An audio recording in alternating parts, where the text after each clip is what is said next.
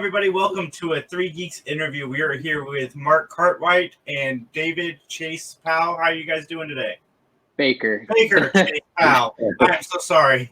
It's okay. I had to write down everything. We are good, yes. Out here in Los Angeles. How's it going over there? I heard the city was on fire and more north. Well, our fire happened I want to say a week or two ago. There was a big one in Pasadena, and it was all smoky. But the biggest fires are really north, where they say it's almost millions of acres burnt. Mm-hmm. So that was pretty dramatic. And any friends I have up there is it was pretty crazy. Is the air quality better? Now it's much better. Now you wouldn't even know that anything happened, because also the wind started blowing it the other way, the smoke. So I think it's a lot. Before it was orange and you couldn't really see anything. So it was kind of crazy. Baker, it's a pleasure to meet you as well. The movie we're about to talk about was phenomenal. I just finished watching it about an hour ago, and I'm not going to spoil anything, but we're going one way in the movie, and I think one thing's going to happen, and then out of nowhere, something crazier than anything I could imagine happened. That's probably the most shocked I've been at an ending to anything in a while. Oh wow, good. That's great. I love a good twist. Yeah. Where did you get the idea for the story? Well, because I just come off a vacation, and I was in Martha's Vineyard, and if you've ever been there, but it's this utopia. Everyone talks to everyone, and you really connect with everyone that you pass. And I come back to LA, and it's the exact opposite. Everyone kind of ignores everyone, and you'll be right next to a person, and you don't even say hi. So then I just started thinking about all the misconnections people have, and also how people in life, and then also in romantic relationships, kind of how people, and then I started thinking about the things that people do to stand in their way of having relationships and the defense mechanisms and all that stuff. So then I was what would it be like if three people with these different sort of defense mechanisms or way of dealing with relationships and meaningful connections, what if they all met up and, what could go wrong kind of thing? Yeah. You look like such a nice guy right now. Yeah. Watching this movie, you played a creep very, very well. Oh, awesome. like Jack Nicholson always looks kind of creepy. I'm saying you had to obviously dial that in because you don't look at all like you did in the movie. Oh yeah, well thanks. But yeah, it was a lot of fun. I mean, I love playing those kinds of characters that are really creepy and messed up, but they also have a reason for why, whether it's self-consciousness or whatever, just a multi-layered character that is creepy for a really weird reason. The thing I liked about this movie, again, without spoiling anything, is the things that Baker is afraid of essentially kind of happens throughout the movie. Right. Oh yeah. Mm-hmm. What I enjoyed about it, right, is it was relatable. I have friends that seem very similar to your character, but not to the extreme, right? But it's a very relatable character of I have a buddy that's very like that. I could see that person being that scared of intimacy, right? Mm-hmm. It was really it's definitely an extreme version of a very relatable thing. Sure, very much so. Yeah. How do you what do you pull from to perform like that? Well, I think the biggest thing I took away from it, or that I used to get into it, was just how social media, over the years has grown into this monster. Yeah. And we kind of have just gotten used to communicating, whether it's in messages, DMs, or comments, and not really talking face to face in real life. Mm-hmm. And so someone who kind of just gets used to interacting with people that way and never meeting up in real life can kind of get stuck in a weird dark place and confused about how to interact with someone if you actually meet them. So the character, he gets hung up on this line of dialogue that he thinks is the key to a relationship, and when that doesn't work, he's at a loss and doesn't know what to do. Right. So, Mark, what is the directing process like for something creepy like this? Is horror like a big thing you're into? I love suspense thrillers and kind of, you know, what I liked about this was like kind of character driven. Like I'm really with this. It's sort of cemented that I love sort of character driven horror or things that I think first just I think about a topic that I want to address, and then I really in research talking to people because I find the human psychology is very interesting, and so projects like this sort of allow me to investigate that and like really dive into, and in general, like people can be, I love people and everything, but they can be very scary to some of the things that we do to each other, and that we, sort of, I don't know, just like things that people do to protect themselves in terms of from being hurt or whatever. So I do, I think about those things, and just sort of try to form a story around it. A lot of times I'll start visually, just sort of like pulling pictures or just because I'm a photographer by trade, as well. So I think a lot visually a lot of times. So having pictures to, just sort of piece the story together that way. And then I sort of write it out once I have that all. Yeah, there's a scene between Elaine and Chelsea at the door that shot so well. You could feel the intensity. Oh, good. Thank you. Oh, good. Yeah, the tension. That was important to me, just to have like, and as you're pulling someone through your story, you want to drop in, just things that, just sort of leave a question or just sort of pull them to the next scene. You see so many things where it's like nothing happens, and then, it's a great, it starts getting great maybe like, 10, 20 minutes into it, but, then, you don't want people to sort of just get bored, at the beginning, so. Yeah, the chemistry with the actors is great. Do you find it's easier to work with just a few actors on a movie than having like a huge cast? I mean, yeah, well, it's cheaper. No, I was kidding. But,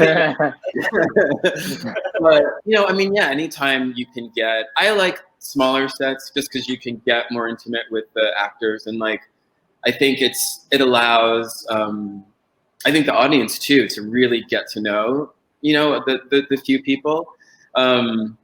Obviously, you can do something with more people, but those tend to be, I think, I don't know. When there's a lot more people, I think it's a lot less personal. You don't have as much time to focus on, and then especially like for something that's a little more of a slow burn, you want to kind of have, I don't know. I like to get to know the characters. So when it comes to shorts, and I noticed when I watched this film, it's 23 minutes. I was like, that's a lot of story for 23 minutes. How do you kind of cadence your film out? How do you say, hey, this is how much time am I going to give something, a certain topic or a certain character? Like, how do you plan that out when you're directing or when you're acting even, right? How much do I flesh out this character for 23 minutes, right? Yeah. Well, for me, like, first I'll write down what I want to say, like kind of like because this, originally it was longer, and I said to chop out, and then I think once I have what I want to say, and then I start going through and taking out everything that doesn't move the story forward. So it's like, if it was a feature, you can sort of put in some extra things to sort of fill in the world and everything. But for a short, you really have to, like, every second or every minute has to be purposeful. And so I think that kind of condenses it and makes sure that you're bringing, that it's sort of staying compact, So.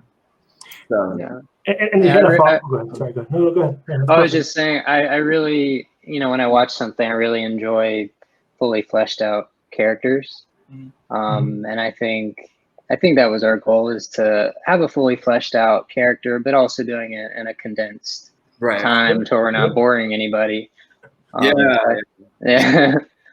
I think it was a good combination. I think so too. I mean, I felt like I knew your character very well through the whole 23 minutes, right? I mean, and I thought it was great that some of the characters, like, that was part of the twist, not to give anything away, but it's like, I thought I knew you, and then something happened, and I was like, oh, crap, that's totally different than what I was expecting, right?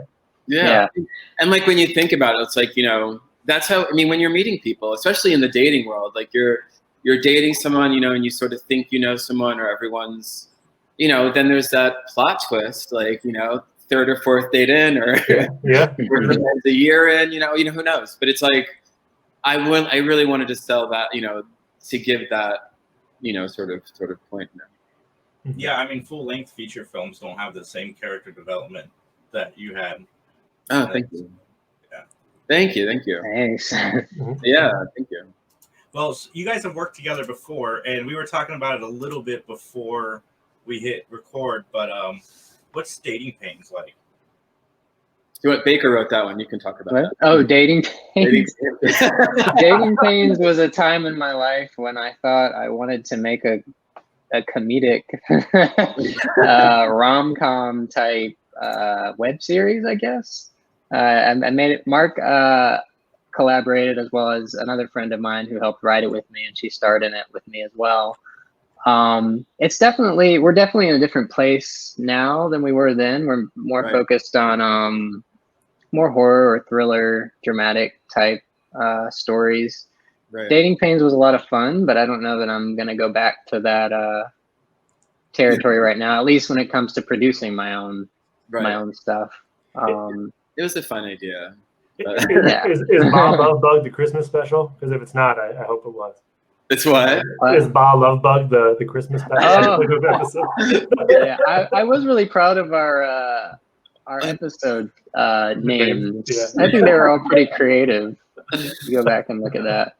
Yeah, it was fun. I mean, like, I would revisit. I mean, it's like, I don't know. I did like the story. I think, if I was interested in going more into a comedic route, I would definitely retool and do it again, because I thought it was fun. Comedy is really, really hard.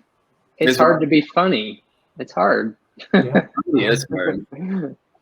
It's equally as hard, though, probably to connect with the horror. I mean, horror is huge, right? I mean, you take the right fandom and hit the notes that people are going to be like, oh, I expected this to happen, and it happened. Yeah, right? Not to be cliche, and there's a lot. It's very easy to like. That's why I like psychological horror, just because like, I don't want, I don't know. It's very easy to scare someone if to make someone jump or whatever. It's like all that stuff, but to really get into someone's mind and to have people connect on a personal level to characters in horror, I think is it's a little more unique, I think, to do that. So I wanted to be more of a personal. Yeah, for sure. And I think the scariest part of horror is the horror you actually can think you can experience, right? Absolutely. Being in a terrible relationship, being in a scary situation with a person you thought was significantly important to you. Yeah. Very scary stuff. Absolutely. So I gotta ask Baker a quick question. What was it like working on My Name Is Dolomite? Dolomite. That was a really fun experience. Did you get to ready? Yeah, I was there. I was there in several scenes with him. So I come in probably halfway through the movie where Dolomite decides he wants to make a movie within the movie. So I'm part of the film crew, and so I was with him for that part of it. And he's a really chill guy. Cool. When the cameras aren't rolling, he's just relaxed. He's with himself, just hanging out. And then as soon as the camera turns on, Eddie Murphy comes alive, and that was a really fun experience. Wow. So is there any chance of revisiting the characters from We Die Alone sometime in the future? I mean, yeah, like I think I definitely. I mean, the idea of maybe make it into a feature or something like that. Like a lot of people are asking us about that, and sort of expanding on it. So. There is another project that I want to do first, but I think that I would definitely like to come back to these characters, just because as you work on something and you spend so much time with them, you do develop a connection to these characters, and so I'd like to see more of their world. Yeah, with the twists and stuff, I think there's an interesting angle. Yeah, there's some things directions I could take it in. How fun was it, all these festival awards? I'm just looking at IMDb page saying like winner of Film Quest and like how fun is that for all of you, right? That was really fun. I mean, like just getting to go to I love going to festivals, and just you meet so many great people, and and then of course too, you see all their amazing films, and then when they call your name that you've won, it's like it's an amazing feeling. It's like but yeah, they're really. I mean, I don't know. It's like. It's really fun being when you're around that concentrated, just filmmakers and talking about film, and it's just the experience is always amazing. So that's kind of a little cherry on the top when you win. a souvenir to go home with. I'm a big fan of award shows, and every year, until recently, I've always been like, where do you find these short films? But Amazon's been picking up a lot of them, and so have Netflix. What's the process of being done with production and then getting to Amazon?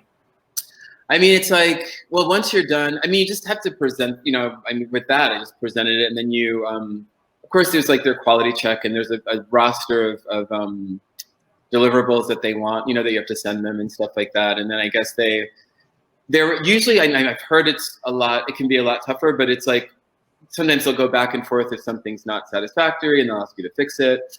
But with us, it was pretty easy. Like they, because I really took time to pick the people I was working with. And so I think they all did, they came with their A game. So I was excited about that. But then I think, that shows that, once we presented everything to Amazon, they were like, yeah, it works. Let's, we'll put it up. And so then it was just about promoting it and but it's it's a good experience. I have nothing bad to say about it so far. What's coming down the pipe for you guys? Do you want to say first, Baker? What was the question? Sorry. What's coming from you guys in the future? Oh, right. Right now, I think our main focus is working on a feature. I think we want to head into feature territory, and Mark has an idea that he's working on, and I have one that I'm working on right now as well. Yeah, that's pretty much my main focus right now, and it would be it's a psychological horror.